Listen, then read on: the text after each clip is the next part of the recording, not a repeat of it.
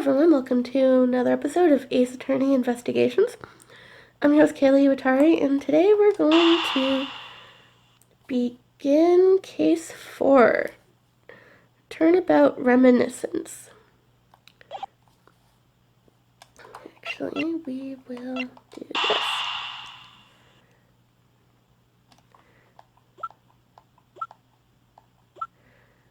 Turnabout Reminiscence. Case 4, Turnabout Reminiscence. Let's get into it, guys. This is a good one.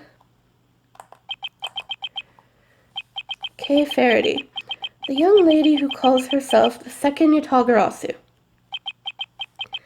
The piece of cloth that she conjured up has taken me back to many years ago. 7 years earlier.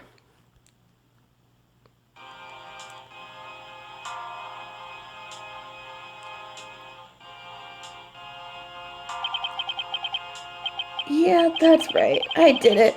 I killed the guy. But it was the great Fifi Togarasu that sold me out.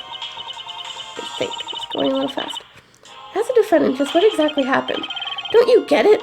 I know the true identity of the Yatagarasu.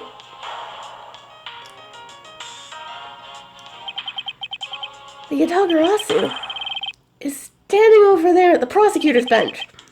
Are you saying that I'm the Yatagarasu?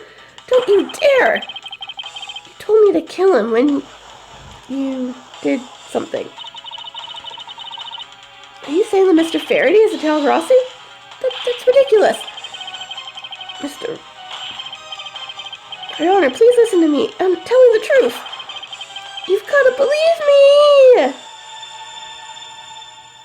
I'm sorry, I was going a little fast for me to read. My apologies. In accordance with the defendant's accusations, a new prosecutor shall be called to replace Mr. Faraday. This court will be in recess until the new prosecutor is decided. That prosecutor being, well, Miles Edgeworth, of course. September 10th, 3:20 p.m., District Court, 3rd floor lobby.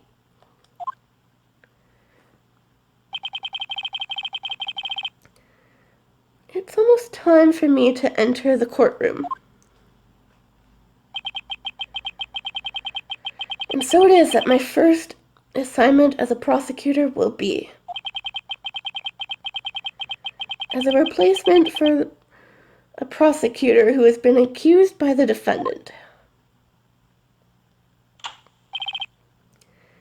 Edgeworth.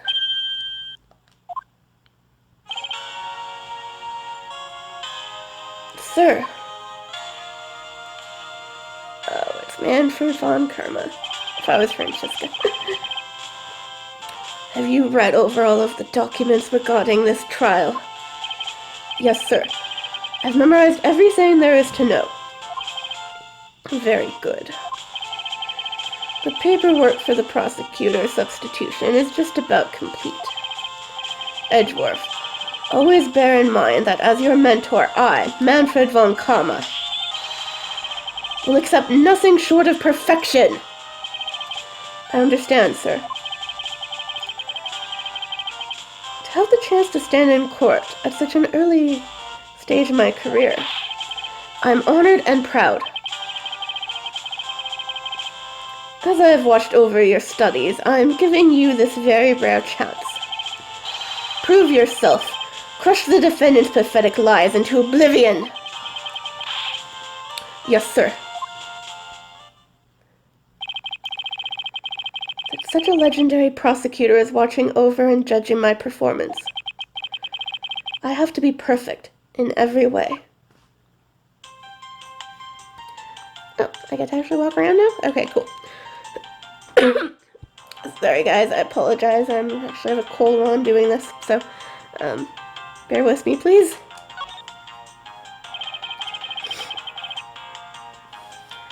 Today's trial should have ended in just 1 minute.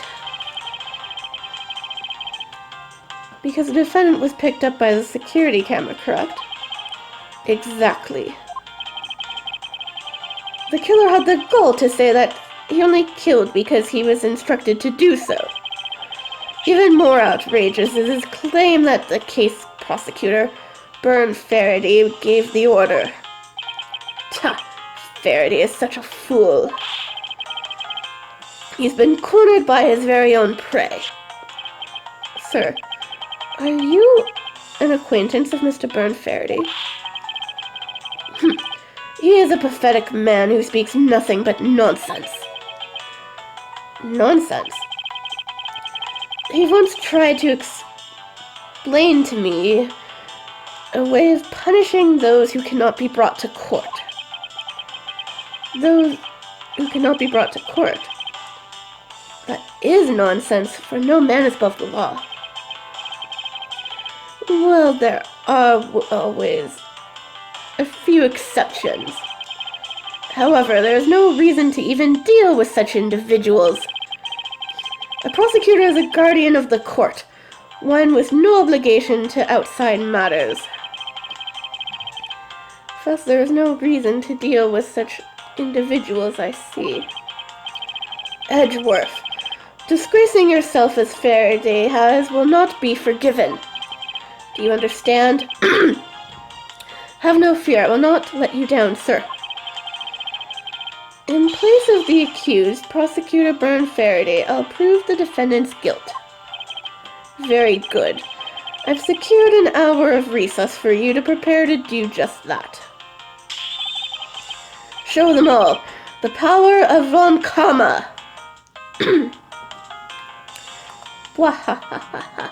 Today's trial. So, have you achieved a firm understanding of the case? Yes, sir. I have memorized everything that is written down in the case files. Well, then explain the case to me. I want to see if you really know what you are talking about. Understood.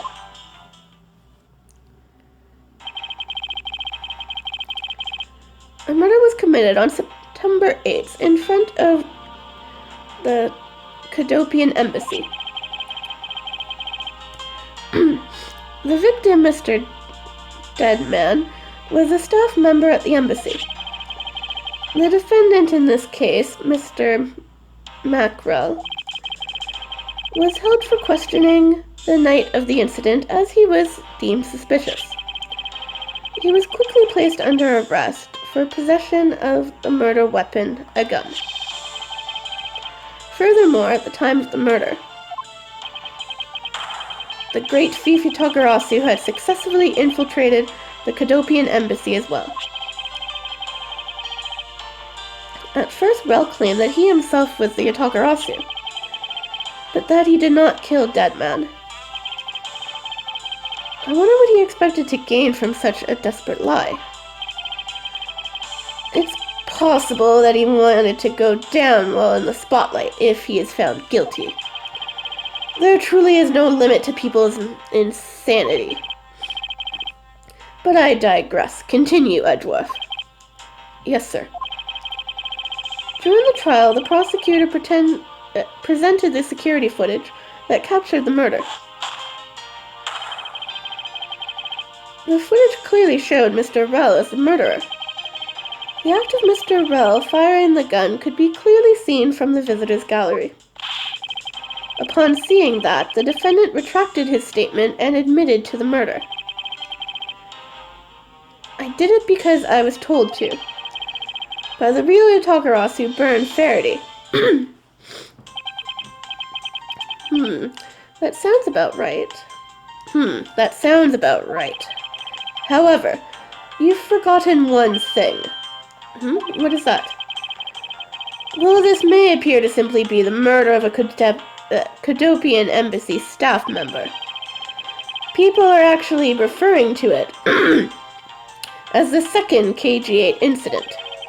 The second KG-8 incident? I'm very sorry, sir. I fear I failed to study hard enough. Well, even among the police, it's information that only a select few are privy to. Could you please enlighten me, sir?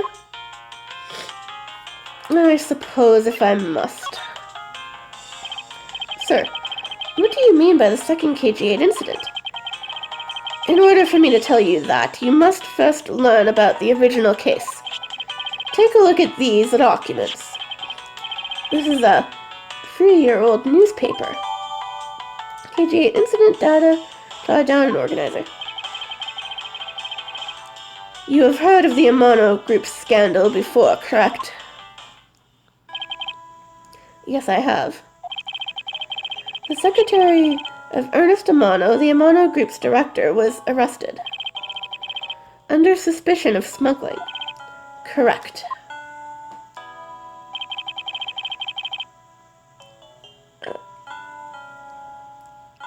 CCU or Cecil? I'm not sure how you actually say her name. To be honest, if someone knows, please enlighten me how to pronounce her name properly. CCU was an employee of the Amano Group, and the sole witness to the smuggling operation. It was she who brought the crime to light. However, Miss Yu was silenced before she could testify in court. Wasn't a Cadopian embassy staff member arrested for the murder? Cadopian embassy staff member Manny Cochin found not guilty. That's the headline. Yes, a Cadopian by the name of Manny Cochin was the suspect. However, due to lack of evidence, the case went unresolved. Lack of evidence? Ta! If only I was in charge of the case, I would have done everything in my power to prove his guilt. To make sure that all criminals are found guilty, my mentor really is dedicated. Faraday was the prosecutor on the case then, and he was as pathetic as ever. Mr. Faraday was in charge of the KG-8 incident as well? That's right. And now, once again, the victim of the case you are currently assigned to was someone who was scheduled to testify against that smuggling organization. And just like last time, the victim was murdered right before he was to testify. You're catching on. The victim was murdered just before his day in court against the smuggling organization.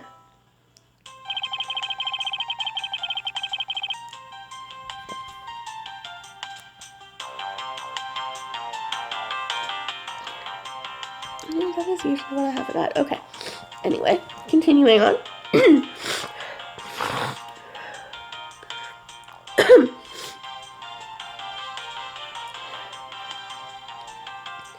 Events are occurring almost exactly the same way as they did in the KG-8 incident. So that's why it is being called the second KG-8 incident. Yes. Yet there is one difference between the two incidents. What would that be? The so-called noble thief that is sending everyone into an uproar. The great thief, Yatagarasu. Yatagarasu. I'd better find out more. What else can you tell me, sir? If it is true that Yatagarasu showed up at the Cadopian embassy, what could he or she have been after? No doubt to steal any suspicious accounting records and release them publicly. Or more likely to steal secrets from the Cadopian embassy itself. Since the item that the Yatagarasu stole from there was sent to the police. What was it that the Yatagarasu sent to the police? I don't know the details. Anything related to the Yatagarasu is getting the top secret treatment. Still, I find it very ironic. By returning the stolen item to the police, it was proof positive that the Yatagarasu had infiltrated the embassy on the same day the staff member was killed. Criminals have a way of incriminating themselves, wouldn't you say? That would have to be the first time the Yatagarasu has left evidence behind, correct? Yes, indeed. If you wish to learn more about the Yatagarasu, then I suggest you ask Faraday. Mr. Faraday? He happens to be the prosecutor in charge of the Yatagarasu case as well. He's the prosecutor in charge of both the KG8 incident and the Yatagarasu case? Mr. Faraday really has a lot on his plate. So that's enough of that. We're getting more to do. What is it, little girl? You're scary, mister. Did you need something? Excuse me. This scene will come into play again later. I want to trade these coins with you. A fistful of dimes, quarters, and pennies. But it looks like you've exactly $1. Is this what you want? Ah, thanks. That's exactly what I needed. Bye. Could that child be here to watch the trial? How disrespectful for a child like that to be running around inside the courthouse. Does no one have respect for this country's judicial system anymore?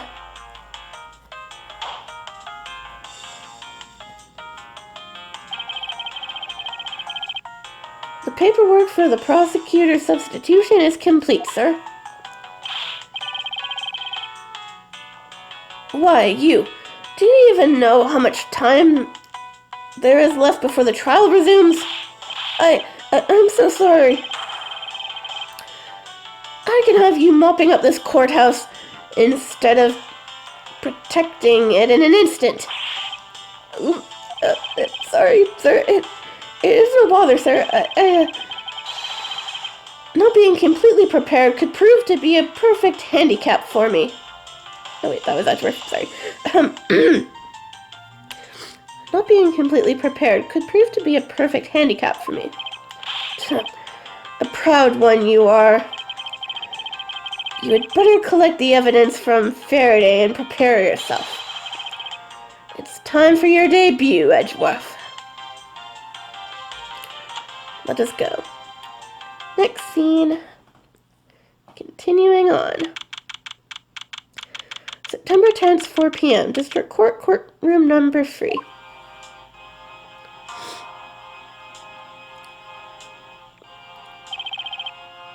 Silence in the courthouse.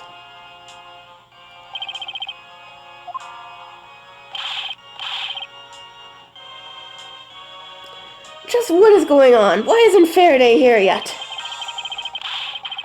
How is it possible that the defense is not prepared yet either? Bailiff, where's Mr. Faraday? I'm not sure. I wasn't really paying attention.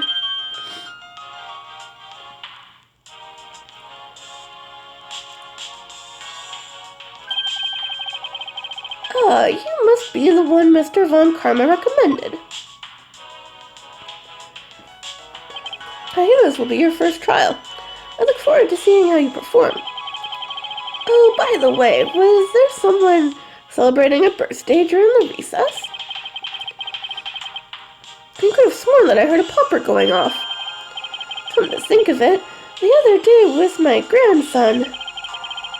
Sir, it looks like the trial is about to resume, however. Yes, it will be all but impossible to prove the witness a liar without the evidence from Faraday. What is that blasted buffoon up to? It's an emergency, sirs! Gummy! It's Gumshoe. Silence. There should be no yelling in the sacred hall of law. Bailiff, remove that man from this courtroom at once. But please, wait. You have to listen to me. There's an emergency. Defendant Lobby, Number 2, Mr. Faraday and the defendant. The two of them, they're dead. What?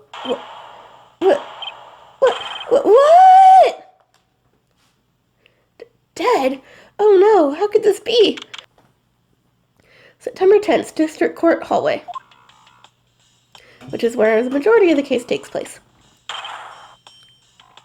Stay back. What? No one's allowed on the crime scene. Just who does this oddball think he is? This is becoming quite the hot spot. Isn't she Mr. Wells' defense attorney? Hey, you! No running in the hallway, pal! And who are you to tell me what to do? I'll never find out what's going on like this. It's time for some civil discourse. Well, we have 3 people here to talk to. Let's start with Gumshoe, shall we? And you are? Ooh, me? Hey, pal! It's common courtesy to tell someone your name first before asking theirs. Point taken.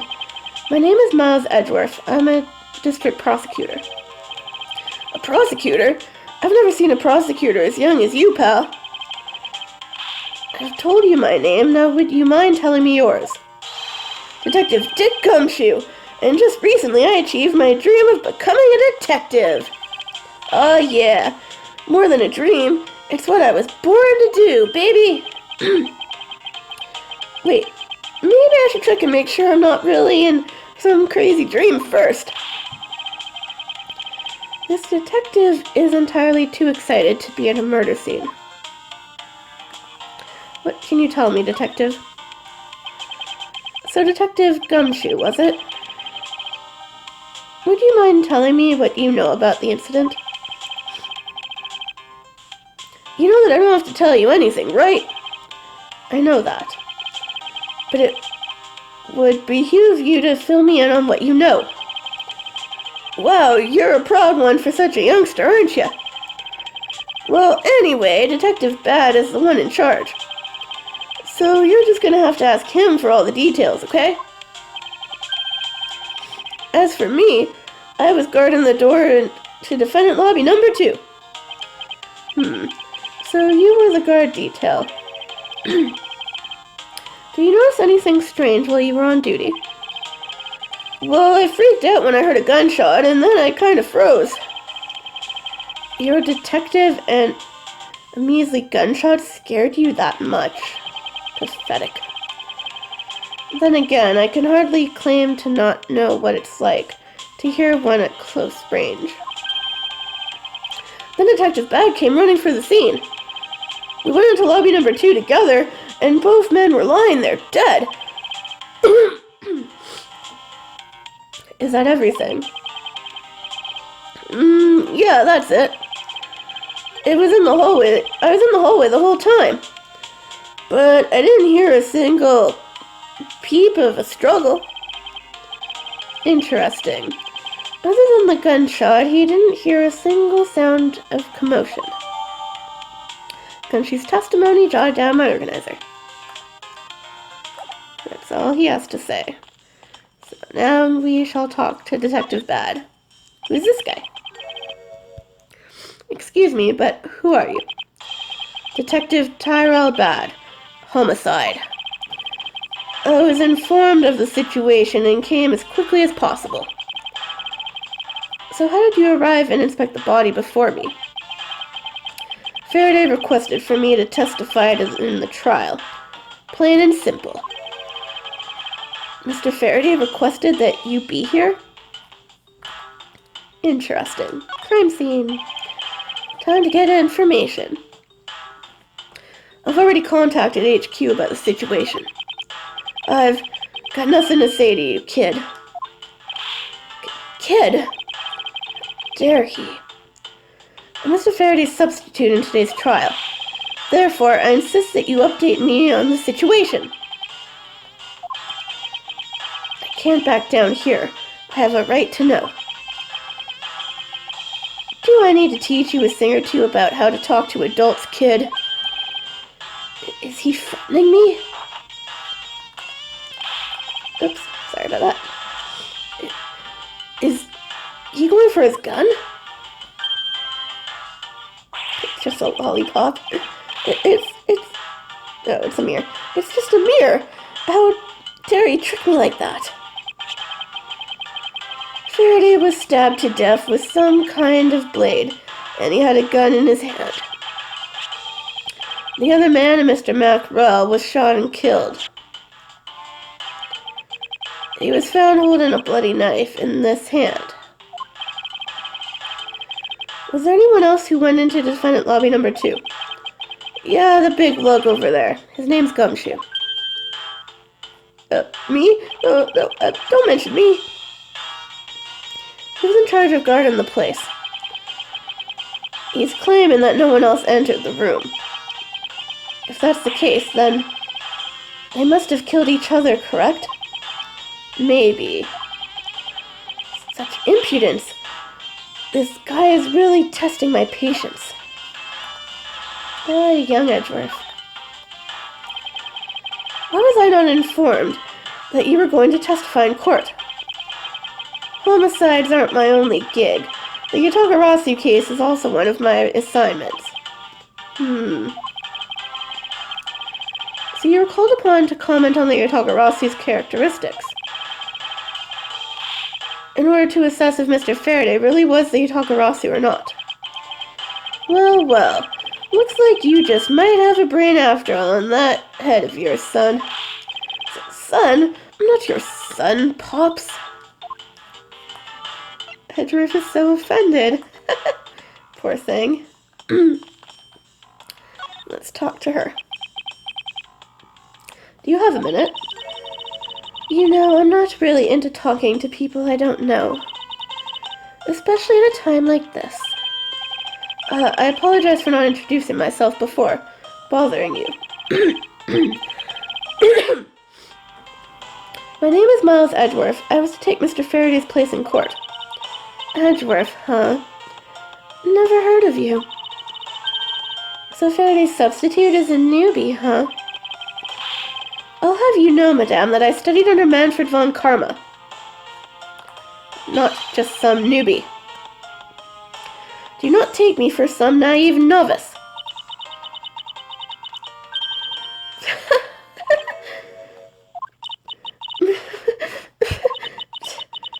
Do not take me for some naive novice.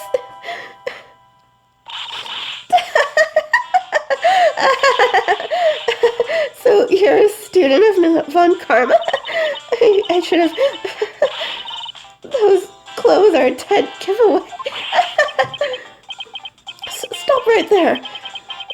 These are the garments of one who gallantly presents the facts. Thanks for the great laugh, but try not to make me laugh so much, okay? I wasn't trying to do anything of the sort. Just kidding, I was just goofing around. By the way, do you know who I am? My name is Callisto Yu. And if you're telling the truth, then we were about to go head-to-head in court. But of course I have heard much about you, Miss Yu. But of course I have heard much about you. You're a regular Shakespeare. Did I say something funny? Crime scene. I'd like you to update me on the situation. I don't really know anything. Why don't you try talking to those detectives over there? If that's the case, then why are you here?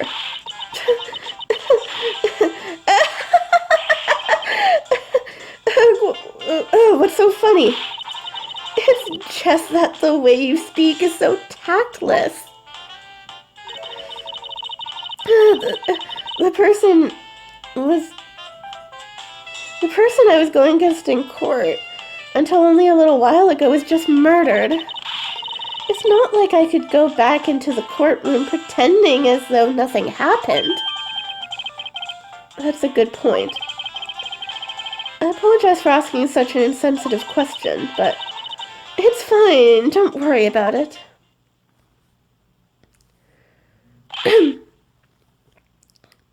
Miss Yu, there's someone here who wishes to see you. Who is it? A Cadopian embassy member by the name of Manny Cochin. What? What's going on? Detective Bad and Miss Yu. Moods just changed all of a sudden. Wait a second. Wasn't Manny Cochin? I'll be right there.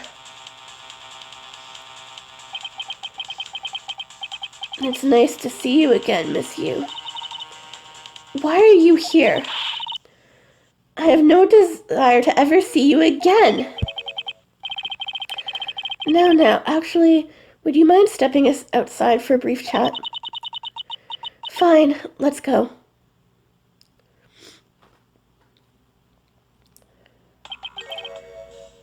Bad. Von Karma, it's been a long time. I knew you would show up. You usually do when Zia Takarasu is involved, and I see this case is no exception. Do you know Detective Bad, sir? Yes. He's like an old bloodhound that never leaves the scene of a crime. If only he would get a promotion and move on. It's the crime scene where a detective is most useful and effective. It's not like I don't know that. Moving on though, Bad, the man that I just passed by. Was he not the suspect in the KG8 incident? So I was right. Just, what is that man doing wandering around here? That Faraday, I can't believe he let such an easy catch get away, imbecile. I would have proved his guilt in 3 minutes, or less. Von Karma, I think you've said enough for now. It's in poor taste to speak like that about the departed. Very well. Back on topic, I'm placing Edgeworth in charge of the investigation here. Francisca! I love her, she's awesome. There she is. Young Francisca, she looks so cute. Papa, how can you place him in charge? Francisca, what are you doing here? I'm here for summer vacation. What else? Francisca von Karma. So she is here on vacation from Germany.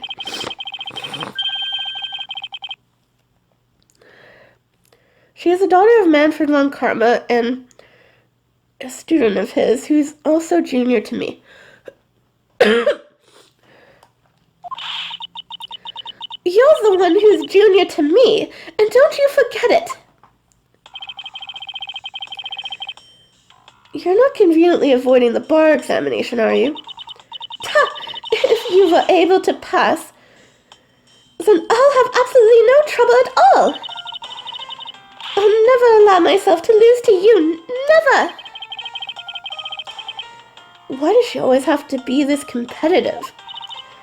Anyway, Papa, are you really assigning Miles Edgeworth to cover the case? Yes, I am. Why do you ask? Well, you know, I'm close to becoming a prosecutor myself. And I am 100% confident that I can do a better job than him. That's just like Francisca. She has no problem bad-mouthing someone right in front of them. Bad. Yeah. These two will be conducting the investigation. What? You want me to let both of these kids loose on the crime scene?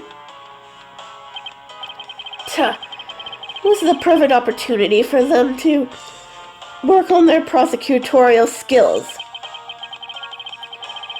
A crime scene is not a place for children to be messing around in. I'm the one with the authority over this crime scene, Bad. And I will not tolerate complaining. Duh. Edgeworth, Francisca, I leave this case to the two of you, so don't fail me. Understood, sir.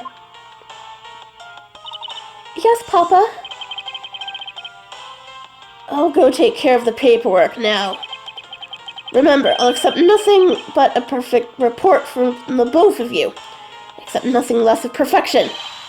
Do not disappoint me. Hold on, Von Karma. I still haven't agreed to anything. Miles Edgeworth. It's been quite some time, Francisca. This will be a perfect chance for us to see which of us is truly worthy of the Von Karma name. Would it kill you to at least say hello? Long time no see. Very good. Just because you became a prosecutor first doesn't mean you can act all proud. She hasn't changed a bit. Miles Edgeworth. As I was saying, we shall see which one of us is worthy of the Von Karma name. For crying out loud, I've been reduced to a babysitter. It looks like Mr. Von Karma was successful in convincing the detective.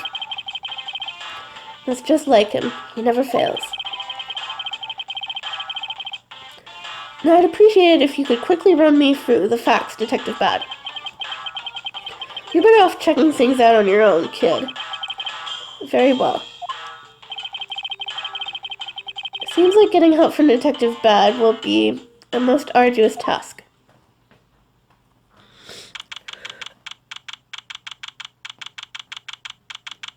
September 10th, 4:15 p.m. District Court Defendant Lobby Number 2. Scene of the crime.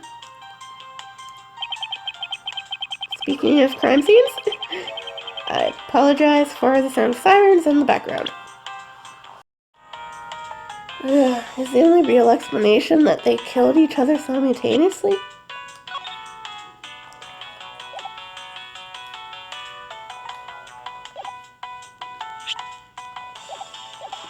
Sorry about that, my controller's being funny. Miles Edgeworth, you should listen to someone until they are finished talking. What are you talking about? Only say it one more time. Because I'm such a generous person. This is a competition to see who is truly worthy of the Von Karma name. It can only be me, of course, because I'm the only true Von Karma there is. A competition. The person that figures out the truth first wins. So the person who doesn't discover the truth is a dishonor to the name. Exactly. I don't care that you became a prosecutor before me. I simply refuse to hear any more foolish things come from your foolish mouth. I shall be the only winner of this contest. Fine. Whatever makes you happy.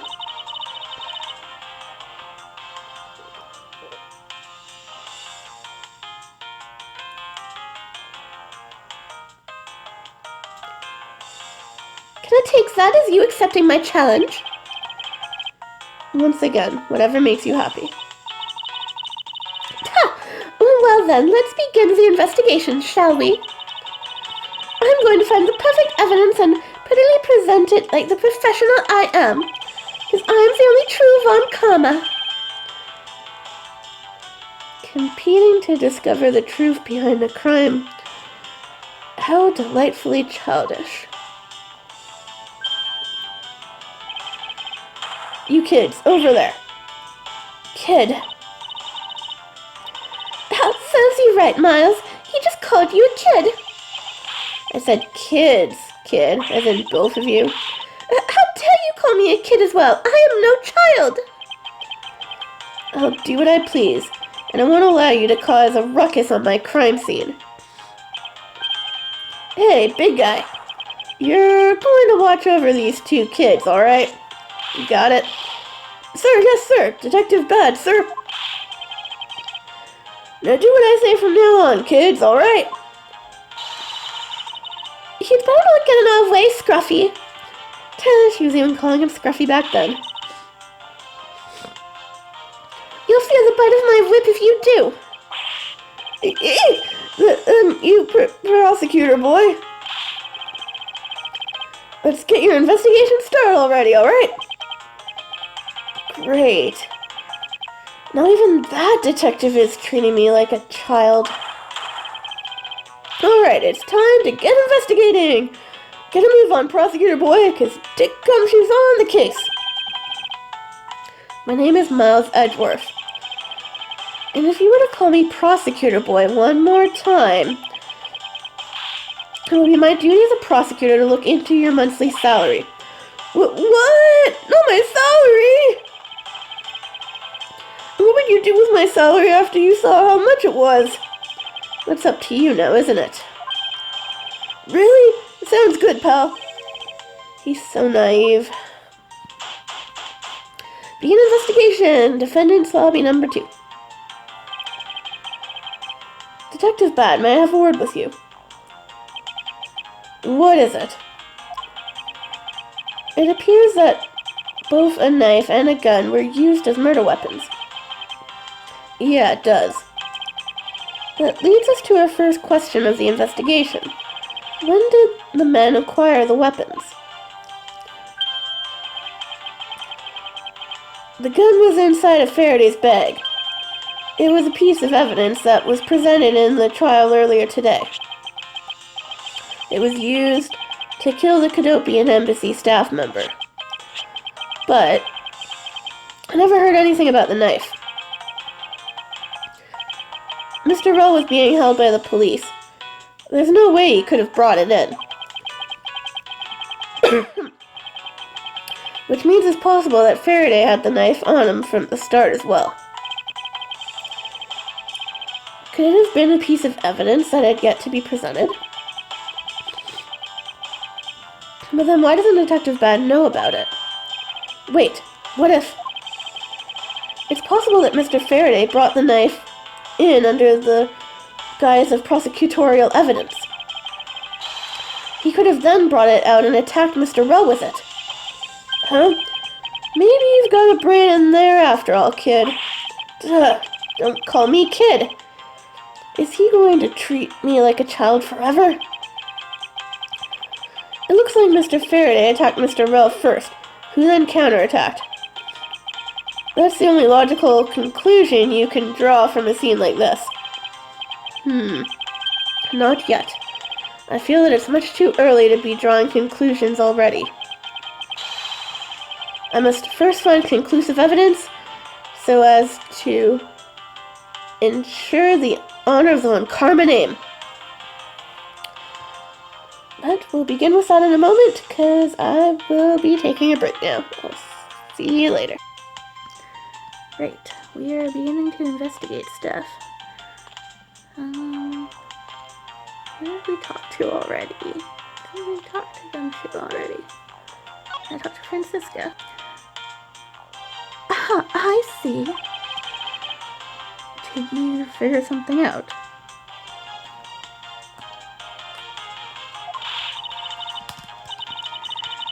This is a competition, Miles, and as such, I'd appreciate it if you didn't talk to me. As you wish. Well, that was pointless. She won't let me talk to her.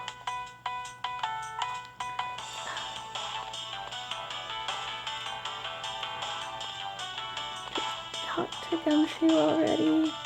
Can't remember from the last time I did this. There are some plastic bags stacked up on the table. There's a tea set too, but there doesn't seem to be any sign of a disturbance. Yeah, the table is all neat and tidy.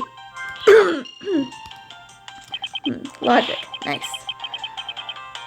Maybe they were super quiet and they're scuffles. After all, I didn't hear anything from out in the hallway, you know? Maybe the plastic bags scattered on the floor are throwing us off. Interesting.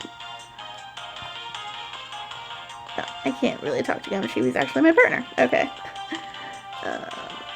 Some stuff in the bag, pal. I suppose this was Mr. Faraday's bag. It's probably the trial evidence I was supposed to collect from him. This is the evidence? I'd better not touch it. I'll leave prints on it. Leave it to you, boss. Or kid, I mean. Future boss. Do you just not pay attention to anything you do? He's so scatterbrained. Oh, Gumshoe, we love you. Investigating and looking at. So we're just gonna look around a bit.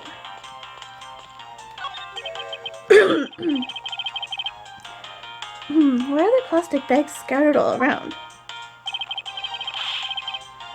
Those bags are for keeping evidence safe, pal. I know that much, detective.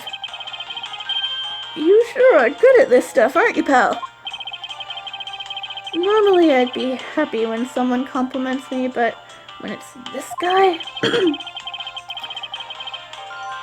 Anyway, could these plastic bags be evidence of a fight between the two men? Another piece of logic. I wonder how we do that. Well, let's open it up, shall we? Logic time. We have neat and tidy table, along with plastic bags strewn about. Got it. That was an easy one. There's a very tidy pile of plastic bags on the table. And yet, a portion of them wound up scattered on the floor as well. It's not likely that the ones on the floor were knocked over during a struggle. In which case, might there not be another explanation as to how they got there? Another reason? I believe it's possible that the blood on the outside of the bag is related somehow. Eek! Please get that blood away from me, pal! Detective Gumshoe, whose blood is on this bag? Hold on, let me ask the lab guy over there. Alright, please hurry. Wait till you get a load of this, pal. It's Mr. Faraday's. Oh, and the technician said they didn't find anything else on or in the bag either. It would appear that this bag is a very important piece of evidence. Okay, if you say so, I leave it in your hands, pal. Plastic bag data jotted down in my organizer. Alrighty, that's step one. What else can I look at? Alright, what else can we look at? Nope. Do you have anything else to say, Detective Bad? Detective Bad, do you have any thoughts on this case? Faraday and Rel, it looks like they killed each other to me. Although there are a few things that just don't seem right. And what would they be? Why don't you try thinking on your own first before you bother me, boy? Boy? But now I've been downgraded to just a boy?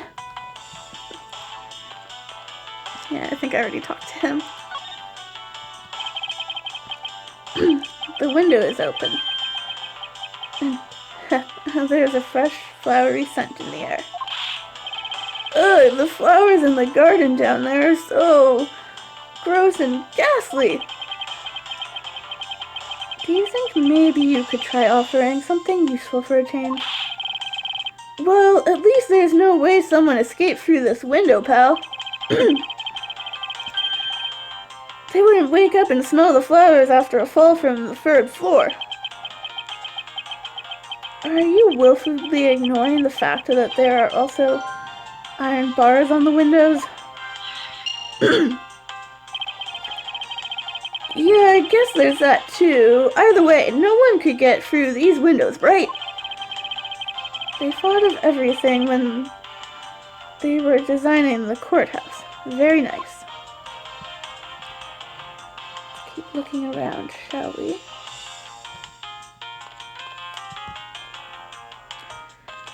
Should probably have a look at the body. It looks like Mr. Faraday fell on top of Mr. Rowe. At first glance, it seems like they must have killed each other. However, using logic, the only logical conclusion is, aha! What was that outburst for? My detective's instinct just hit me real hard. It was Mr. Rowe that fell first, see? You don't need a detective's instinct for that. It's common sense. But I suppose we won't know much more than that until after I examine the bodies. I won't rest until I've examined every suspicious nook and cranny. There we go. That's what I need to do. Checked out the bodies. Mr. Faraday, how ironic it is for him to lose his life in a courthouse.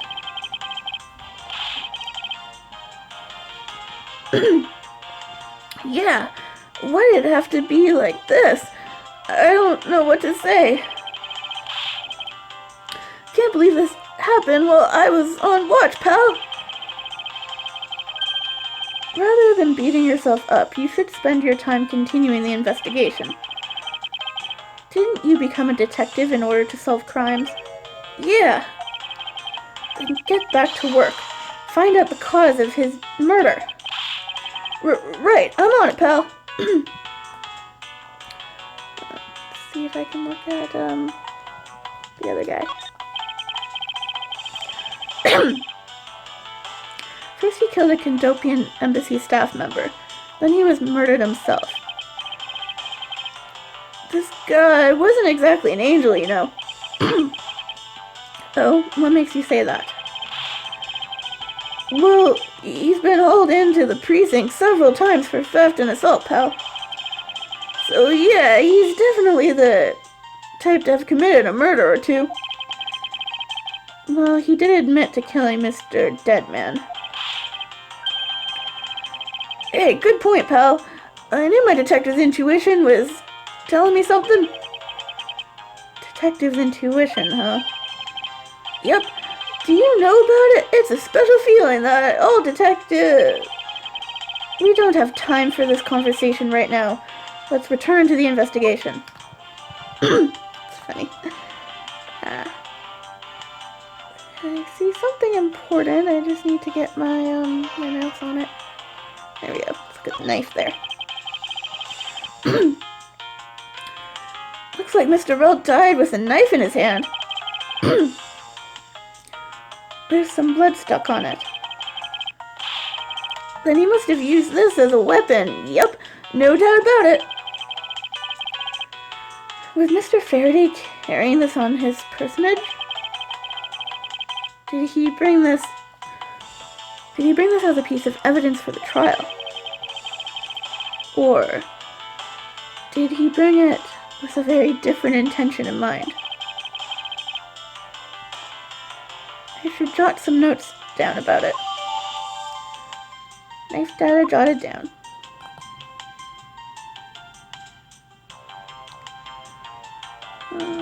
Let's check the other hand up here with the gun in it.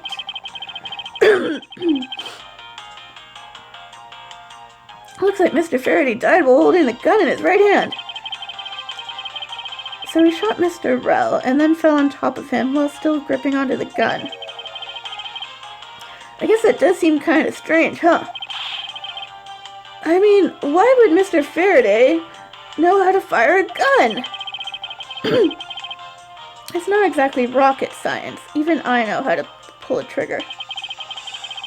Although I doubt I'd ever need to use one. I hope I never have to fire a gun either, pal. But it sure does look cool to hold a gun in your hands. It appears that the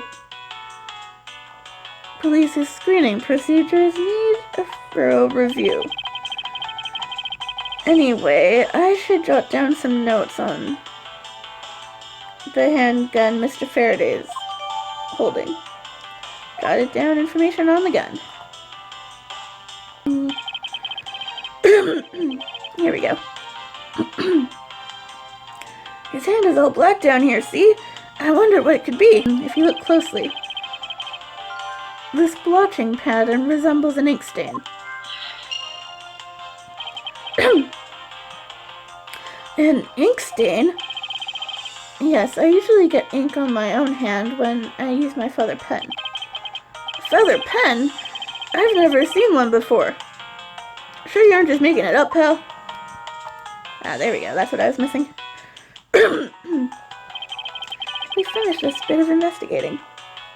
Let's see. Mr. Bell's cause of death was from being shot, correct? That's what we think, but it's hard to tell with him lying face down. Death is bad enough, but it's truly lamentable that someone would try to hide the truth. Are you sure they were just trying to hide something? I can't confirm Mr. Bell's cause of death with his body positioned like that. Detective Bad, I'd like to examine the bodies in further detail if possible. What's this? What's this? You're not able to form a theory with them the way they are? I believe an examination of the bodies is vital to finding the perfect evidence, don't you? I suppose you do have a point. Well, hurry up and get on with it. Yeah, I know my voice for Francesca right now is a little different, but I wanted to go a bit higher for her when she's younger. Just try and make her sound a little bit younger. Oh, Edgeworth, the way he just walked her right into that one. Labby. Yes, sir. We've taken enough photos of the scene, sir. And there you have it. That was quick. Wow, he's so cooperative. Do you not approve? Of course not. What? Investigation of a crime scene is the work of a detective, so don't touch a thing. Hey, big fella. Turn over the bodies for me, will you? Okay, sir. Please forgive me, Mr. Faraday, sir. Gumshoe. Do not get emotionally involved. Remember, you're a detective. Yes, sir. Understood, sir. Sorry, guys. I have to turn you over now. I won't rest until I've inspected them all. Find everything. Let's see. Where to start?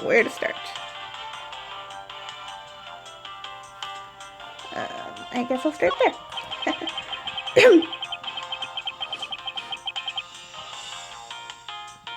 It looks like Mr. Faraday was stabbed with this knife that Mr. Bell is holding. Yo! What's wrong, detective? My stomach started to hurt from just thinking about being stabbed. Just keep your mind on the case, alright? Oh, Gumshoe. You're hilarious. Let's look at Mr. Faraday a bit more. Mr. Faraday is holding a gun in his right hand. That's the one Mr. Rull got blown away by, right? Labby, your answer. Yes, sir. We found that the ballistic markings do match the gun, sir. Oh, ballistic markings are, are the figurative fingerprints a gun leaves on a bullet when fired.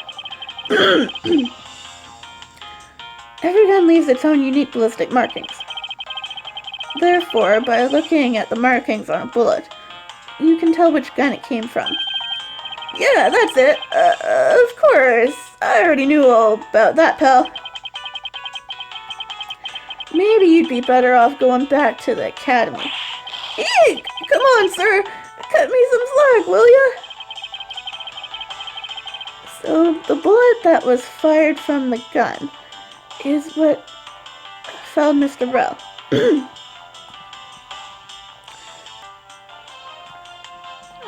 Let's try there. Here we go. There's something in his breast pocket. It's a fountain pen. There we go. I know where that logic goes to. Hey, you know, I always keep a pencil behind my ear. It's because Detective Bat is always telling me you should always write your name on everything you own. Yes. Somehow you do strike me as quite a forgetful individual. Let's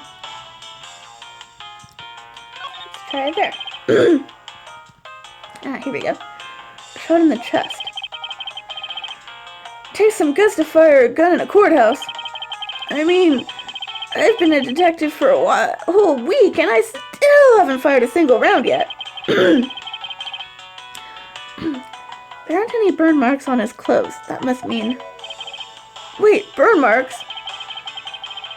A round grows very hot as it is discharged from a firearm. Therefore, burn marks are usually left when a shot is fired from point-blank range.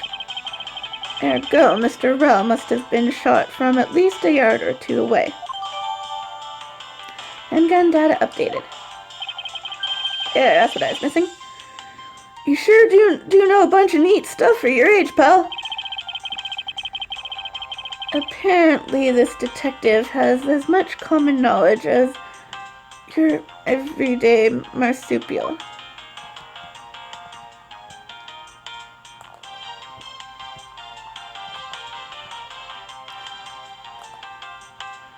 Sorry, my controller was cutting out again.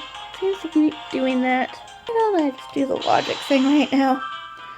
Let's at least do this. I mean, I know what I'm doing here, so, fountain pen and the ink stain.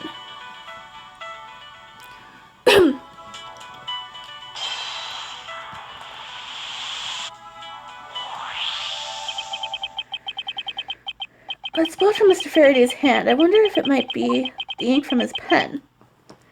Ooh, let's ask the lab guy.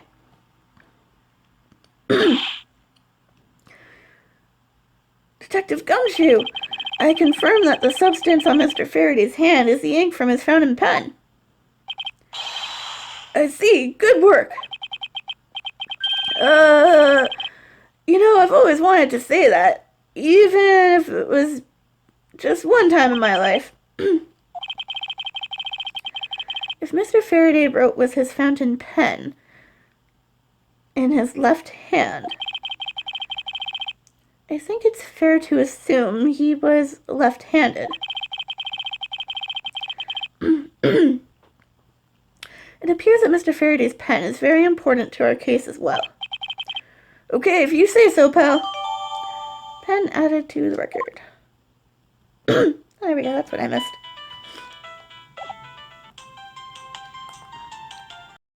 Okay guys, let's start this again. My phone decided to reboot randomly for whatever reason, so now I've got to restart doing this. It's so annoying. But at least I know where the thing I'm looking for is. It's right there. There's a knife wound in his chest here, see? I wonder if the wound matches the knife Mr. Rell is holding. Labby. Yes, sir. Verifying now, sir. Make it quick. From the look of things, one could deduce that the knife Mr. Rell is holding is what killed Mr. Faraday. Let us now try to understand how the two men died. First, Mr. Faraday took the gun and the knife out from today's trial evidence. Then he aimed the gun at Mr. Rell and fired. However, Mr. Rell managed to grab the knife and counter Mr. Faraday while being shot. Then the two men fell together where they stood. That is my theory in any case. What a crazy way to go!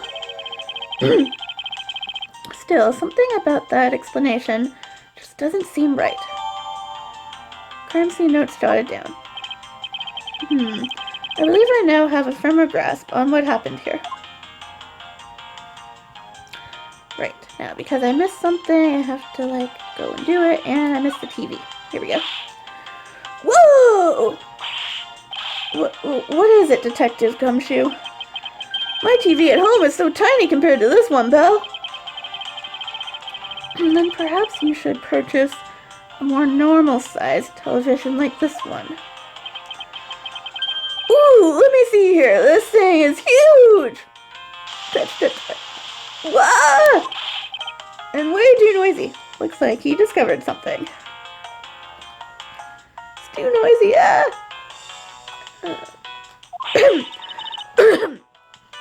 You call the noisy one Scruffy?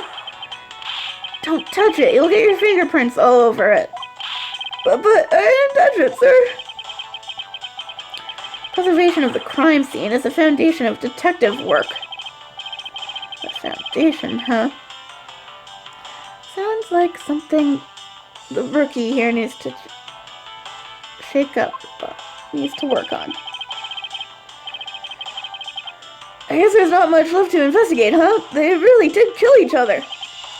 No, we can't conclude that quite yet. Yay, I found what I was missing.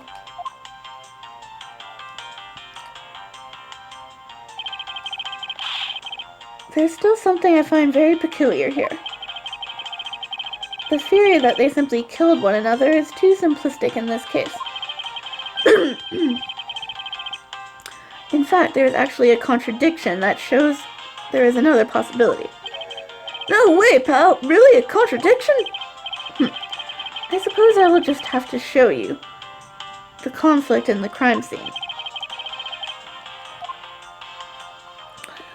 And that would be his gun hand. Is there something here? Why, yes, there is. And it's the pen. Fountain pen used by the left-handed Faraday. Looks like it has a quality nib.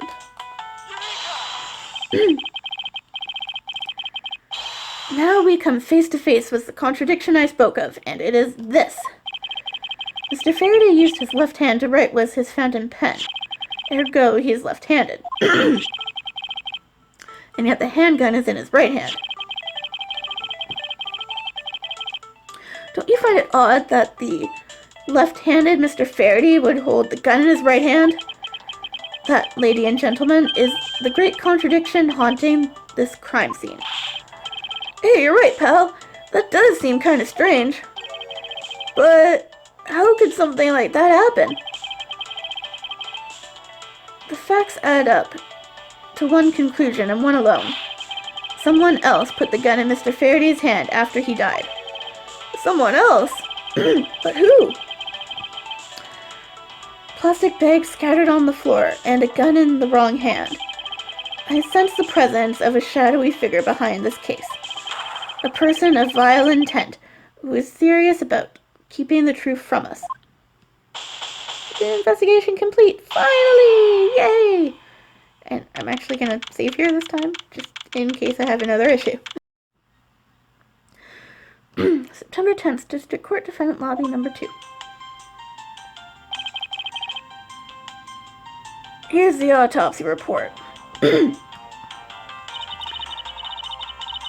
is probable that Mr. Morel survived for a short time after he was shot. However, Mr. Faraday died instantaneously from the stabbing. Interesting. Jot it down. It looks like we now know everything we need to know about this case. Are you sure we know everything, Francisca? Of course, the incident began with Mr. Faraday attempting to get his revenge.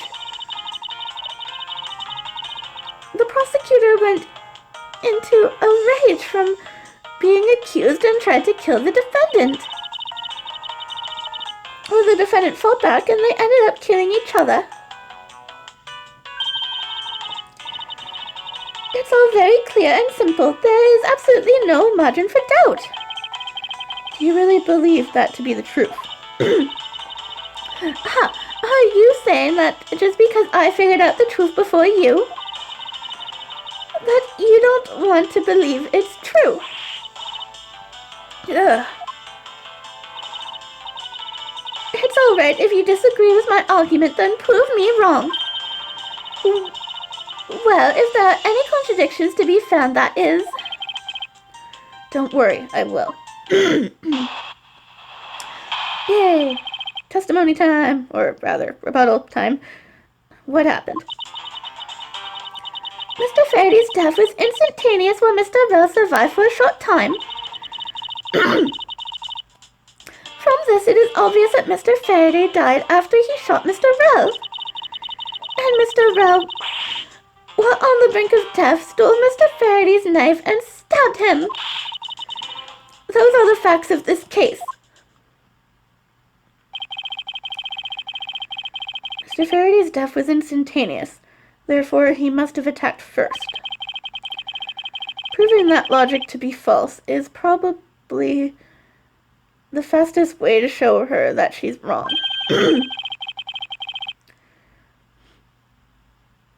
In that case, I should first look for any holes in her theory.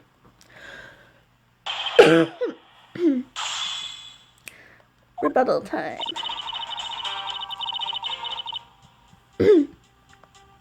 As well. I will press her, but first I want to have a look at that report.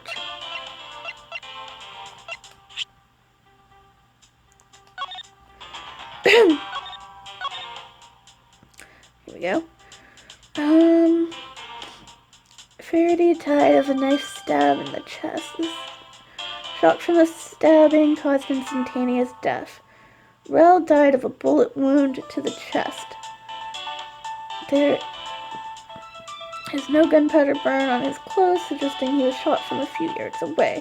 It's possible he was alive for a little while after being shot.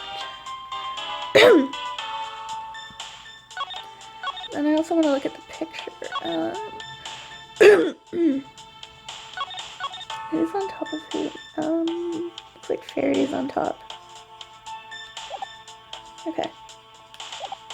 Maybe I don't need to press her after all.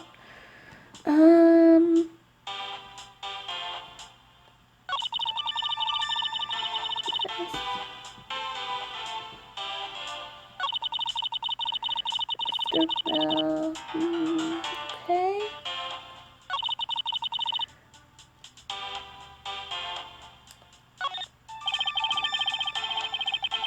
There's something strange about Francisca's theory. I should compare her claim with the data I've gathered thus far. I just know there's a contradiction somewhere.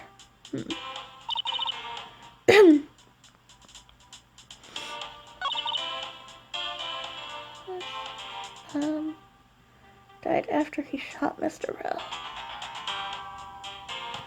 Let's press her on that statement. Mr. Faraday shot Mr. Rell before he died. Do you have any basis for that statement? Your foolishness has no end, does it? Now, I hate to repeat myself, however. Mr. Faraday died instantaneously. That's all the basis I need. Alright, so if Mr. Faraday died instantaneously, then he must have attacked Mr. Rell before being stabbed. You're finally beginning to catch on, I see.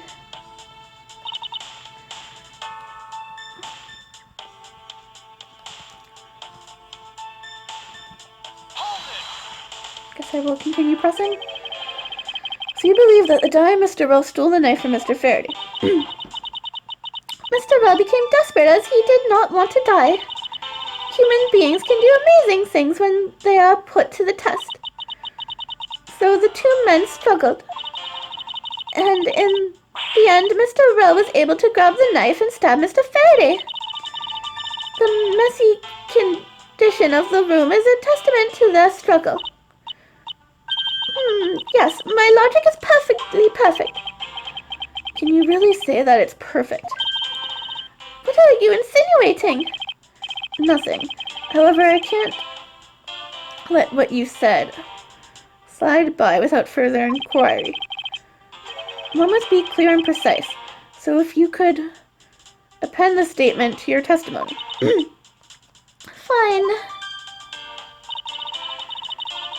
They struggled, and Mr. Bell used the last of his strengths to counterattack Mr. Faraday. Aha. Now we've got you. I'm just not sure what piece of evidence I need for it. That shows probably the plastic bags. One of the bags strewn on the floor. Lobby number 2 has Faraday's blood on it. No, maybe not.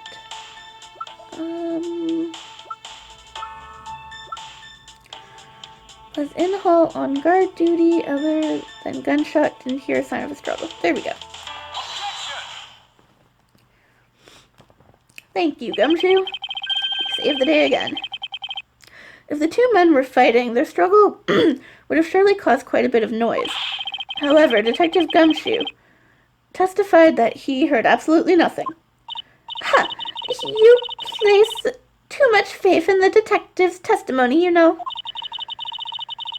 But for the sake of argument, let's say there wasn't a fight. Now then, how then did Mr. Rell get his hands on the knife?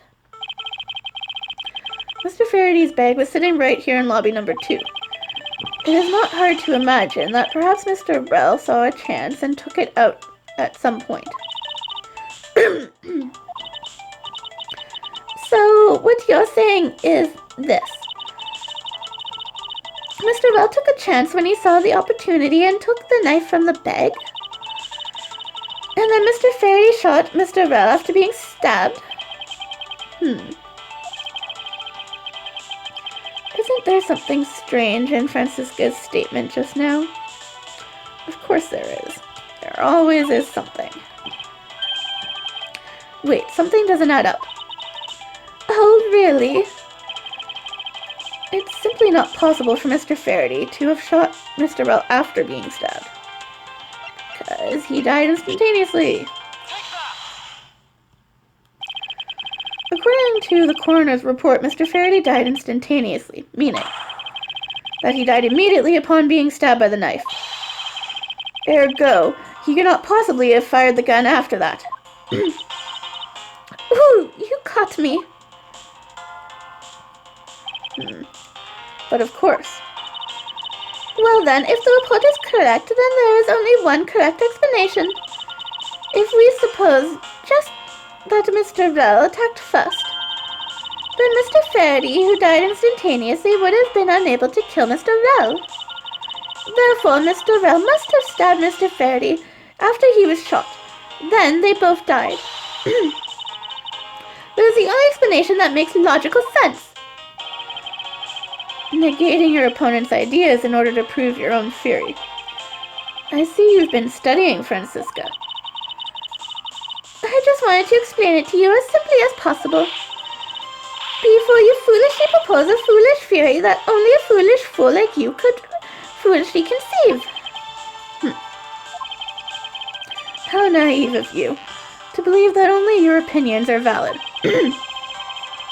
And still expect to discover the truth that the crime scene offers you. Oh, Francisca, you've still got a ways to go. What are you talking about? Are you saying there's a flaw in my logic? Mr. Faraday died instantly. And the fact that he did is what gives rise to the contradiction in this scene.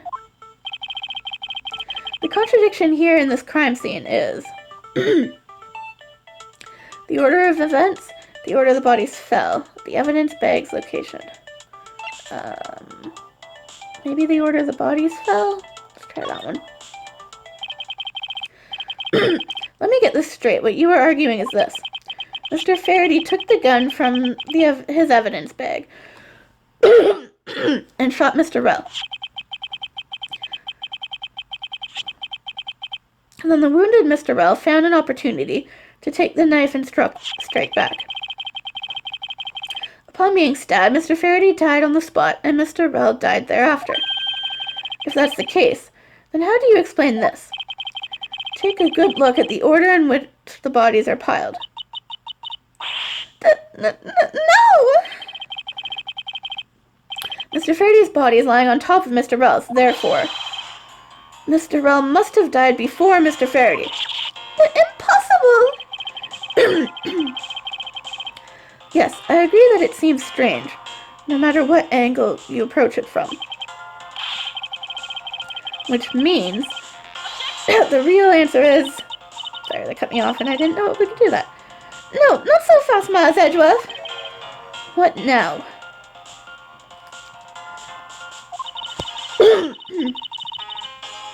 I simply think that you ought to think a bit more outside the box.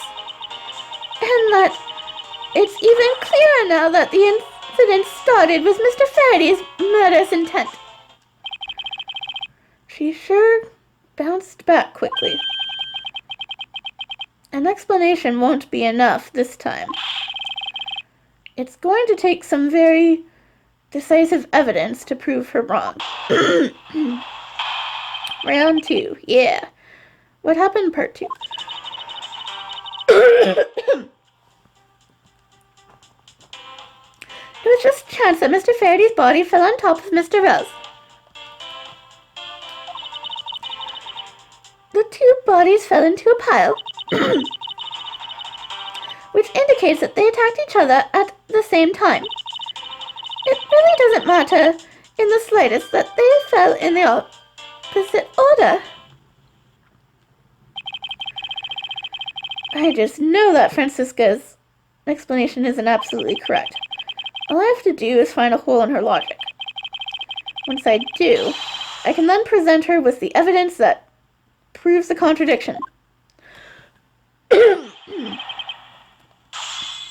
Rebuttal time, yeah. Alright, I think this one's not too bad. I think it's on... attacks at the same time. I think it's on this one. Let's press it, though. What do you mean by they attacked each other at the same time? I assume Mr. Faraday had the two different weapons in his hands. He made to attack Mr. Rell while holding both the knife and revolver, and then, after Mr. Faraday fired the gun, Mr. Rell grabbed the knife as he was falling and stabbed Mr. Faraday. That is how Mr. Rell wound up on the bottom while Mr. Faraday on top. At close range, that is more than possible. Yes, it's possible, but... Well,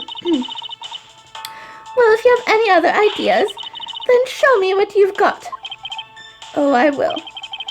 And to that extent, I'd like for you to append what you just said to your testimony. I don't see any point to that, but as you please. Yeah, there we go. That one wasn't actually too bad. That fact indicates that they attacked each other at the same time from close range. Got you now, Francisca. Is it in here? The bullet that killed Rell was fired from a few yards away.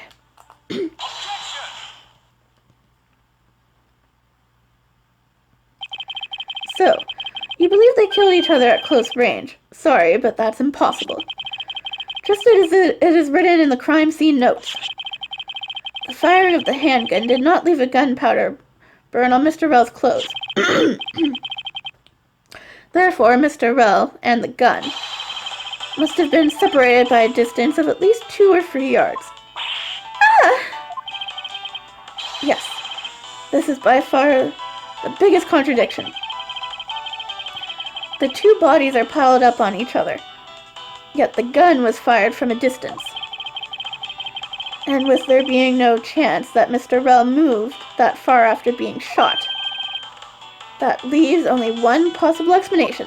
What a completely foolish line of foolish thought from a foolish fool. If I'm not right, then what was it that made the first move was the intent to kill, huh? Who was it? The person that attacked first with murderous intent. That would be neither man. Here in this room, contradictions appear no matter which man we claim attacked first. Thus, there can be only one explanation. There was a third person here. It was that third person who killed both Mr. Faraday and Mr. Rell, and set their bodies up to make it look like a double murder. That third person is the real culprit. No, Miles Edgeworth, there's just one thing you're missing. Evidence, correct? Exactly. Everything you've said up until now is nothing but a story played out in your head. However, this is where the real test begins. Can you prove that there was a third person involved in this crime? Of course. If a third person was truly here, that fact would resolve the glaring contradiction. The person that this has all been a setup. The proof that this has all been made... tongue-tied. The proof that this has all been a setup, made to look like they killed each other. I'll present it and lay bare the final piece of the puzzle that's not yet in place. What is the piece of evidence that proves there is a third person involved?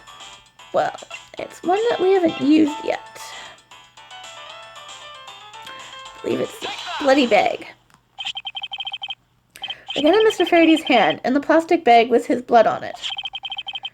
These two items point to the presence of a third person. How so? Recall Detective Gumshoe's testimony. I was in the hallway the whole time, but I didn't hear a single peep of a struggle. If there wasn't a struggle in this room, then there shouldn't be any plastic bags on the ground. Meaning that someone else must have deliberately scattered them around.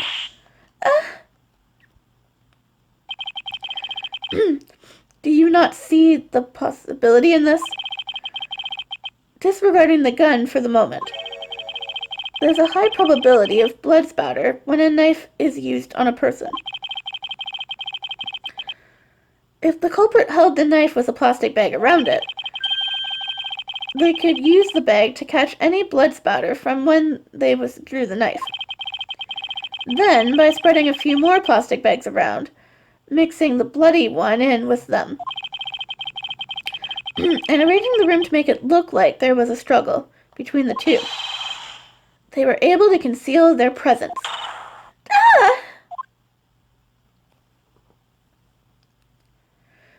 Looks like we beat her.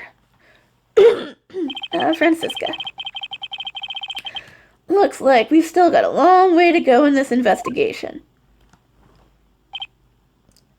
Yes. Oh, is that what her voice is supposed to sound like? Okay.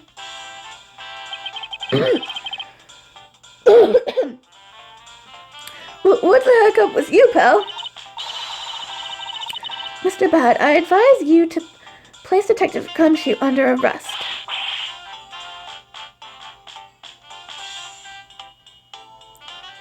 What? Me? Why me? What did I do? What's the meaning of this? Looks like you're not man enough to discipline your own subordinates. Don't you dare! That detective claims he was there standing in front of the door the entire time. But I have it on good authority that it was all a giant lie. A lie. Miss Yu, I ask that you please explain that last statement. I'll let His Honor explain it himself. I saw it with my own eyes, I tell you. During the recess, there was a period of time when there was no one in the hallway. What? See, Mr. Bad. So I ask you, why would a detective who was supposedly doing his job the whole time want to fabricate such a lie? Gumshoe, did you kill Faraday? No, I wouldn't hurt a fly, sir. Of course not. It would appear that the one who set the whole crime scene up is that detective. Which basically renders his testimony a complete lie and wholly invalid. It looks like your perfect logic has just come tumbling down, Miles. Ha ha ha! I win this round. Ugh. I was in the hallway the whole time, but I didn't hear a single peep of a struggle.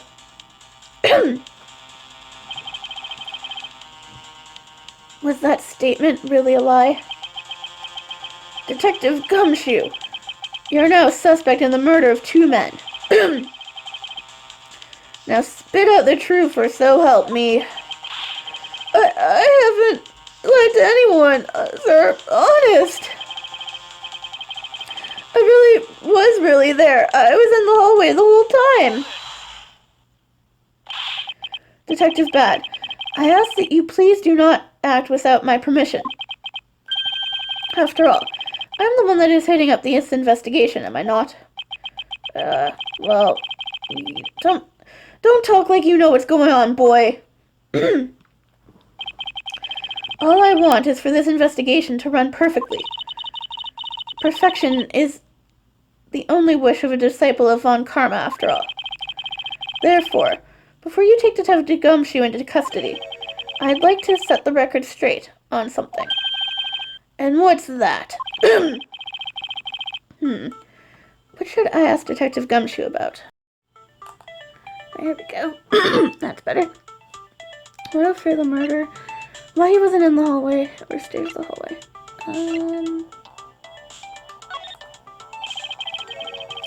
Detective Gumshoe, why were you missing from the hallway for a span of time?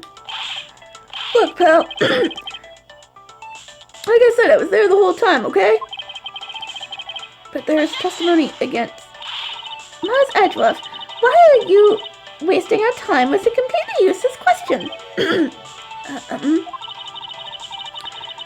The only logical reason as to why he is absent is that he was busy committing the crime. Anyone who says otherwise is a fool. Maybe I should ask about something else. Okay, well that was the wrong answer. Let's try the state of the hallway. Detective Gumshoe, I take it that no one else was in that hallway at any time, correct? Of course not, pal. You're being awfully defensive. Might you be hiding something from me? Watch your mouth, pal. You can't go around saying stuff like that about me without any evidence. I suppose you're right. I have no evidence of this point. At this point. Miles Edgeworth, how can you be losing a battle of wits with this detective? You're a disgrace. Ugh. Maybe I should ask about something else. Really? That was wrong too? Huh. Okay, I guess motive for murder. I suppose the one thing I'd like clarified is Detective Gumshoe's motive for committing this crime. Motive. Huh? Gumshoe, you got a grudge against Faraday or anything? No, sir, not me. Not a single bad thing against Mr. Faraday, sir. Is that a fact?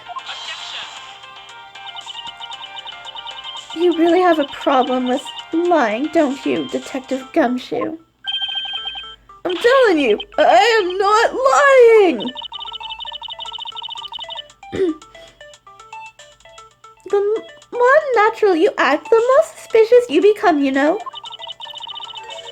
If you want a motive, Edgeworth, I have one for you right here. Could you please share it with us? However, be forewarned that I won't hesitate to object to flights of fancy. Because all I'm interested in is the perfect explanation. You're serious, aren't you? Fine. You amuse me, so I'll humor you with a little courtroom practice.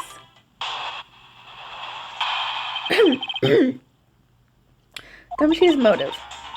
It was about a week ago. I saw the detective get chewed out by a livid Faraday in front of the precinct. He stood there super pale as Mr. Faraday yelled, "That's a salary cut for you, you nitwit." A brand new detective suddenly getting his salary cut. It's reason enough for a grudge. Well, how's that for the perfect explanation? You totally misunderstood me, pal. No matter how mad I get, I could never hold a grudge. Quiet. You can't trust anything you say. Sir. There's nothing wrong with the motive she proposed, per se. But there are some gaps in her logic that need to be filled in. Misuse perfect explanation. May not be so perfect at all. Choose motive rebuttal.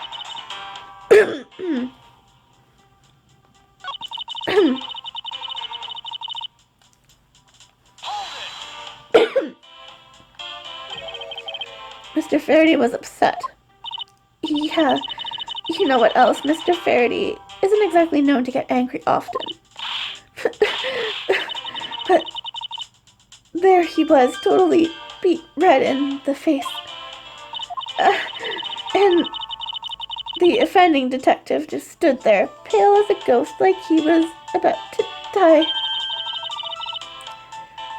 Just like the face he's making now, right? I'm completely innocent, I tell you.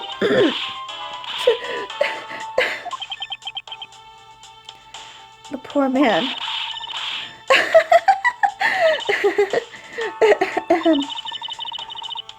It was quite the scene with the detective.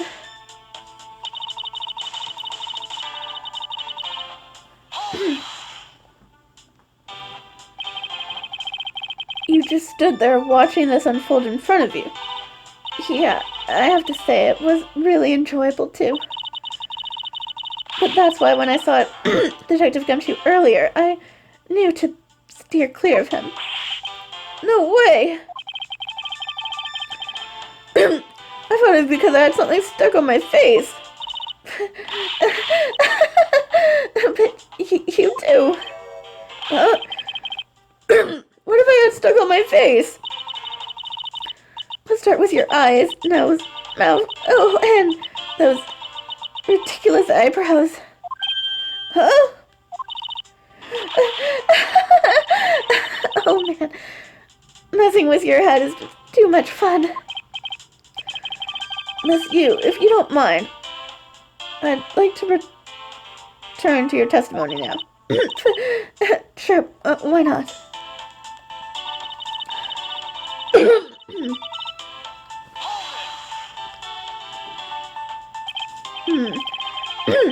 To cut a new detective's salary right off the bat like that. I'm not really familiar with the way you guys relate, but is that a common practice? Speaking of cutting my salary, didn't you threaten to do that to me earlier too? I suppose I did. But you deserved it. You're being stupid, Gumshoe. It's only only natural to cut a worthless detective's salary down to their actual worth. My father can even fire anyone, new or old, with a snap of his fingers. Do you think maybe that's reason enough for detectives to hate you people? Well, I guess they really shouldn't cut people's pay. Detective bad. Don't tell me Mr. Von Karma cut your salary earlier.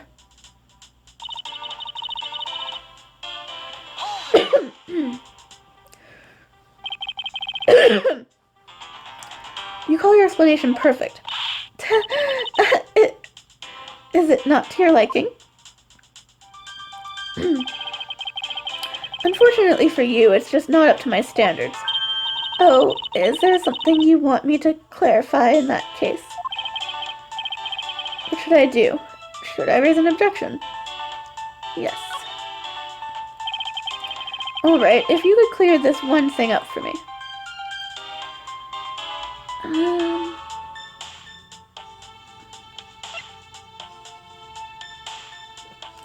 Motive for killing Mr. Rell? I understand Detective Gumshoe's potential motive for killing Mr. Faraday. However, what about his motive for killing Mr. Rell? His motive for killing Rell? Like I would know. If there was no clear motive for both of the murders, then I doubt this incident would have occurred. Wouldn't you agree? Is there anyone else who might have had a grudge against either of the two men? Or should we look into that ourselves? Oh, in that case, I have absolutely no idea. What? But that's impossible. She must know something. Wait! Can you please not glare at me like that? It makes me laugh. I didn't even do anything, and you're already laughing at me. Well, anyway. The way I see it, as long as he had a motive to kill one of the two, this crime would have played out the way it did anyway. Oh? Would you care to explain your logic? And this time, please try to provide a truly perfect explanation. Perfect. This perfect that. Stop being so uptight, or is that a requisite trait for being a Von Karma? Miles Edgeworth, I demand that you shut this rude woman up. I wish you'd both be quiet for just 1 second. Oh well, I guess I'll just have to explain it to you, kids. Okay, next round. Motive to kill the men. There's no one out there with a motive to kill both Mr. Faraday and Mr. Rell. All you really have to establish is that someone had a grudge against one of the two men. Mr. Rell, who happened to be there, became a witness to Mr. Faraday's murder. Therefore, he was killed out of necessity and set up to look like they had killed each other. I wonder if that's really true. Is there no one out there with a grudge against both men? I should take another hard look at the evidence for this morning's case. The second KG8 incident, as people are calling it, involving an embassy staff member, and the two men who both wound up as suspects in that case. Is there someone else I'm overlooking who is somehow related to them? Motive to kill the men. Well, let's see here.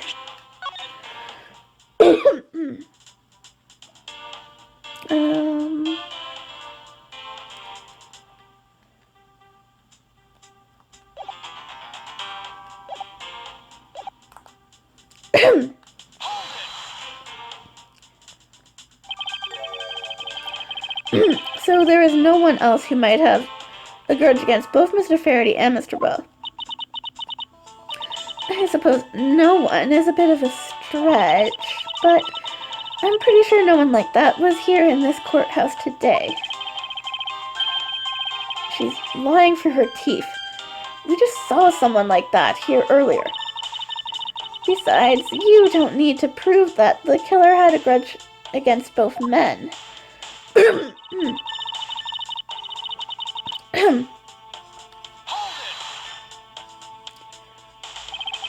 Someone was a grudge against one of the men. In that case, aren't there plenty of other people who fit the bill? Sure, after all, who doesn't garner scorn from another simply by being alive? But the only one who held a grudge and acted upon it by killing was Detective Gumshoe. Duh. Furthermore...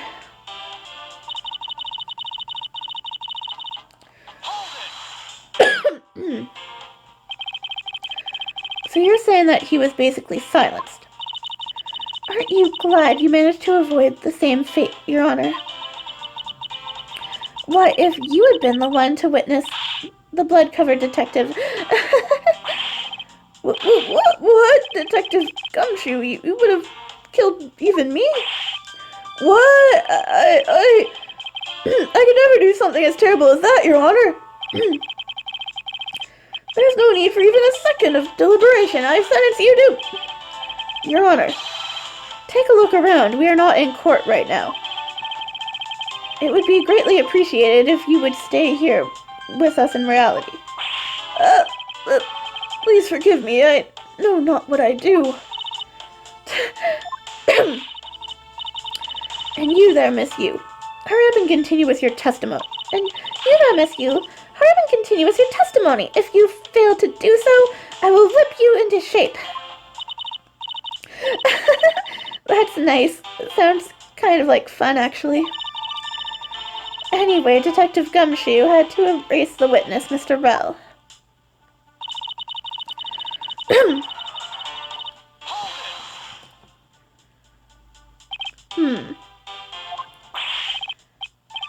I didn't do it, pal! No hard feelings, but I don't think we can take the word of a criminal seriously. But I can't even begin to think up ways to set up a crime scene. I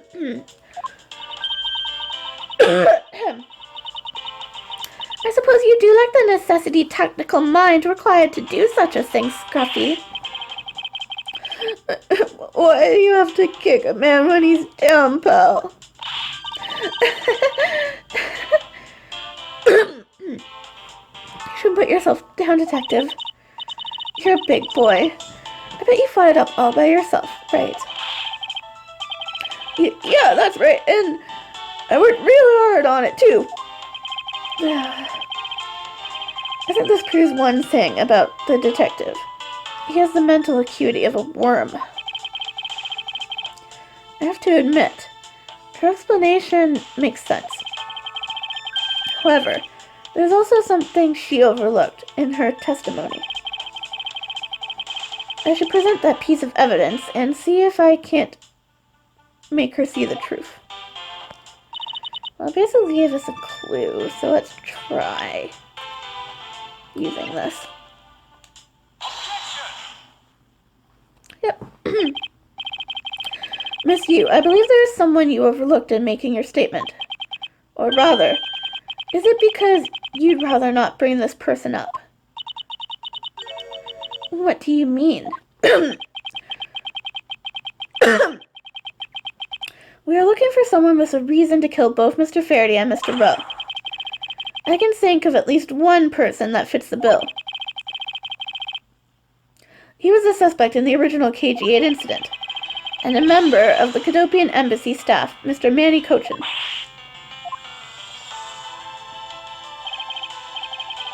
That's right. The very man who came to visit you earlier out in the hallway.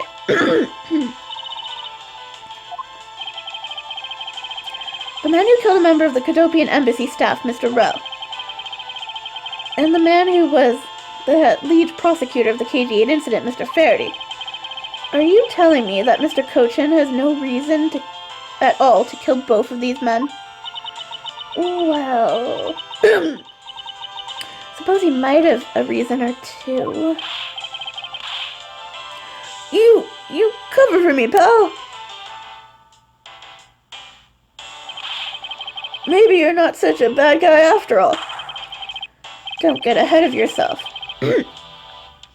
You're still a suspect, make no mistake about that. The perfect evidence, the perfect testimony. These are the only things I wish to hold. But I didn't do it. You will stay under my authority and go investigate Mr. Manny Cochin for me. And remember, I will not be very forgiving should you make a mistake. You want to investigate Cochin? You'd just be wasting your time. And why is that? Cochin was up in the viewing gallery watching the trial, or so I was told. Every cop in the place has been keeping an eye on the guy since he arrived. Then the only real suspect we have is still Detective Gumshoe. I suppose so.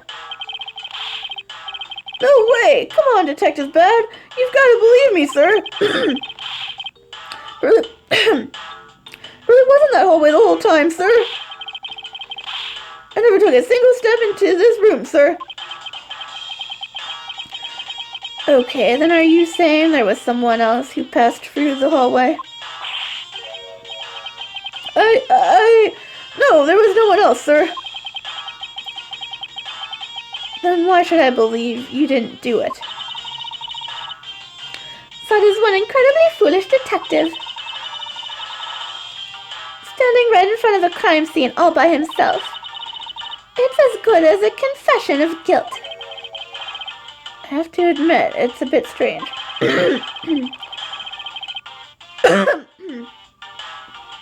Most criminals will fabricate some sort of lie to escape their crimes.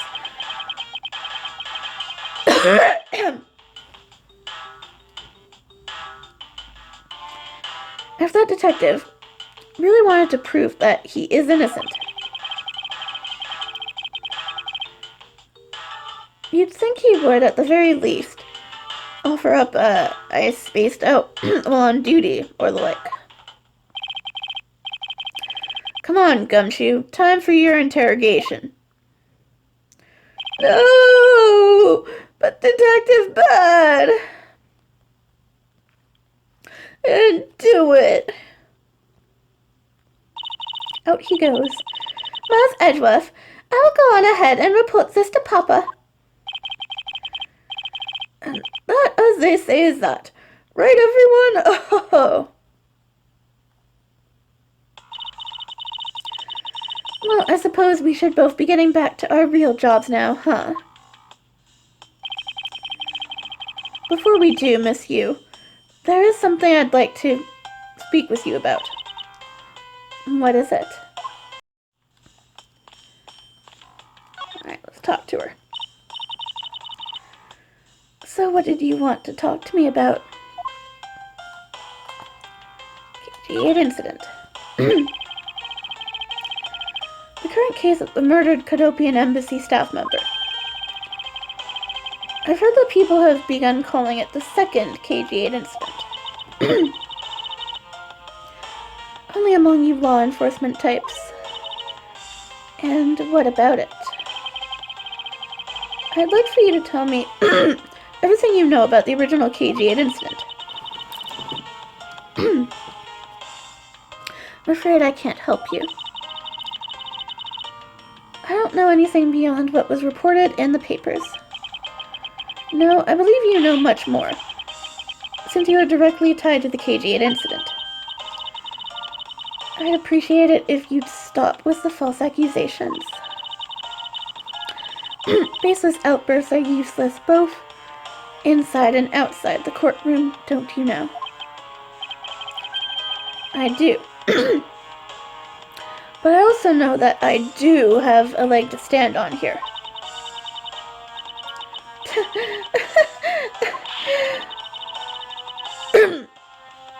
that you stop making that ultra-serious face in front of me?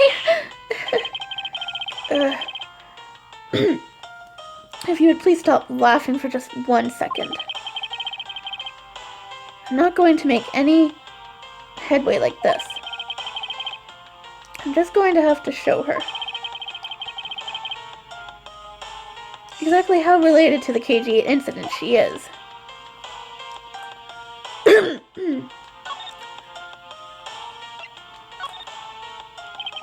Miss Yu, I believe that I have proof of your connection to the KG8 incident. That file is your proof? Very well then. Why don't you tell me exactly how I'm related to the KG8 incident? Free the suspect or free the victim. I need to look at the paper again. Yeah, thought it was the victim. Okay. Through the victim. Your connection to the KG8 incident is through the victim. The victim's name is CCU. You will note that she has the same last name as you. Can you really still tell me with a straight face that you are not related to this case?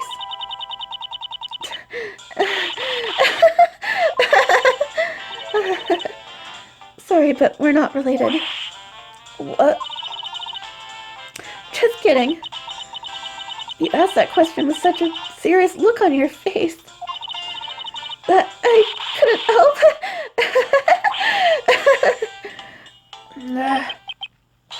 Miss Yu, I ask that you please tell me the truth.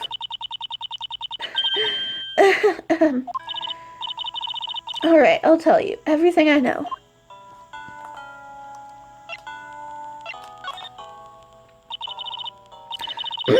As you guessed, the one who reported the smuggling activities of the Yamano group was my sister, CCU.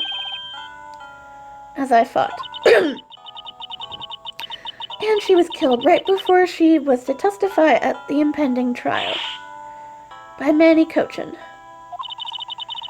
But because he was tried once and was acquitted, he gets to live out the rest of his cushy life completely carefree. all because of a lack of evidence? No, I heard that the evidence to convict him did exist. What? I heard it from Mr. Faraday himself after Mr. Cochin's trial was over. Apparently a man in black made off with the most important piece of evidence. Then the evidence had been tampered with. Isn't it just like a criminal to do something like that? The smuggling ring being run out of the Yamano group by one of its secretaries. They bailed Mr. Cochin out. Turns out they were in leagues with each other all along. How big was the smuggling ring? Was it a large operation? I don't really know. Which is why I wanted to become the lead defense on this case that people are calling the second KG8 incident. But I haven't learned anything new at all. I was probably expecting too much. I know. You mean you think this case has nothing to do with that smuggling ring? I don't know what to think.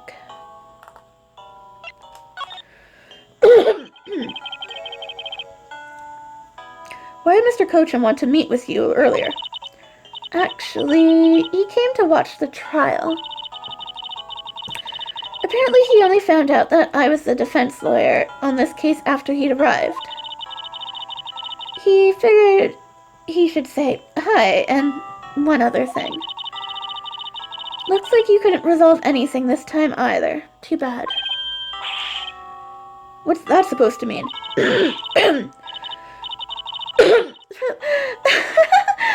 Oh, poor. Stop it. What's the scary face already? I'm fine. Really, I gave him a good slap across the face. The way she talks about slapping him as she laughs, the way it's kind of creepy. But it's just as Mr. Bad said. He's not related to the double murder. I asked around and people in the gallery claim that he was in his seat the entire time. Talk about cruel fate. Well, this is about all I know.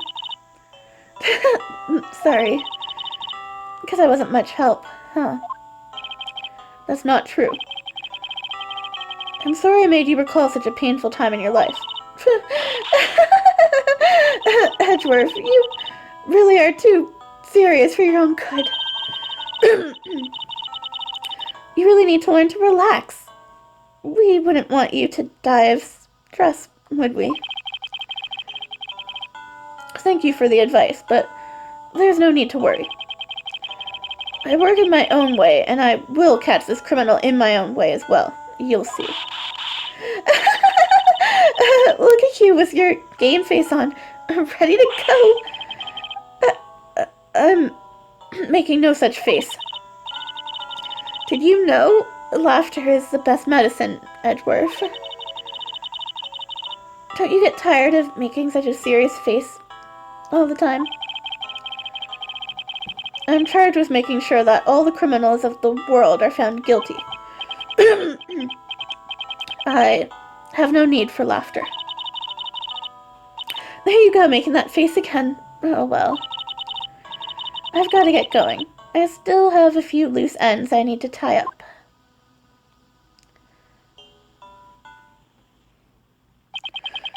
The KG-8 incident and this murder investigation. It is my belief that these two cases are related to each other somehow. Plus that Detective Gumshoe. It's obvious he's lying, even though the lie is hurting his chances. Clearly this case is far from over. But whether or not that detective is the murderer can only be determined once I've completed my perfect investigation. Mr. Von Karma, I swear to uphold your honorable name if my name isn't Miles Edgeworth. And that's the end for now. It's to be continued, guys. Long journey for this case. Oh, this one's taking me so long. This part's taking me so long. Anyway, that's all for now. I'm your host, Kaylee Iwatari. Please like, subscribe, comment. Let me know what you think. And next time we'll continue with the next part of the case. I'll see you then.